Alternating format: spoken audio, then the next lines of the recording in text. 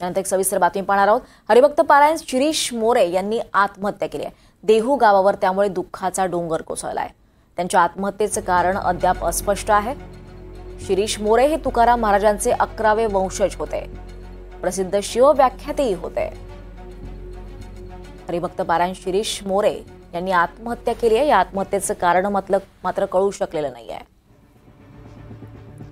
यावर अधिक माहिती घेऊयात। आपल्यासोबत आपले प्रतिनिधी सूरज कसबे आहेत। सूरज, हरिभक्त पारायण शिरीष मोरे यांनी आत्महत्या केल्याचं कळतंय, काय कारण आहे, काय घडलंय नेमकं?